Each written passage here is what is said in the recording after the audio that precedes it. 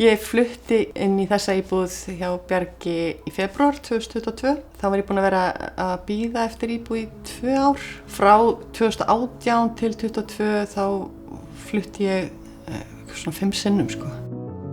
Já, mín svona upplifun á að vera á almennum leigumarkaði. Bara að þetta sé frekar erfitt. Þetta svo mikið óvissa og maður svo óöruggur. Þessar íbúðir sem ég bjó í, þetta var alltaf bara, ég vissi svo mikið að ég átti ekki beint heima þarna. Ég veit að ég á eftir að flytja, þú veist, hvað fer ég í næst og hvernig á ég að geta komið mér í eitthvað örugt og þetta svolítið svona óvissa.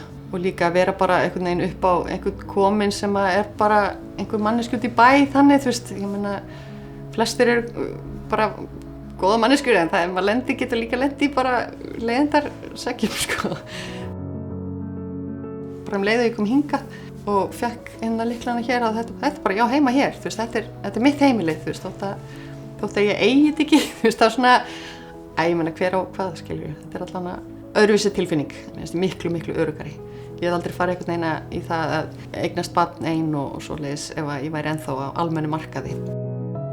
Ég sem sagt í fæðingarorlofi á einn lítinn 7 mánaða dreng. Við erum hérna í íbúð sem 49 fermetrar. Æðisleg íbúð fyrir mig eina en hann svona pínu að þrengjast að okkur. Og þannig ég sótti flutning hjá Bjargi. Það kom mér á óvart að ég fekk íbúð bara mjög fljótt sko. Rosalega spennt, alveg bara mjög spennt. Hann fær sér herbyggi og já, þetta bara yndislegt.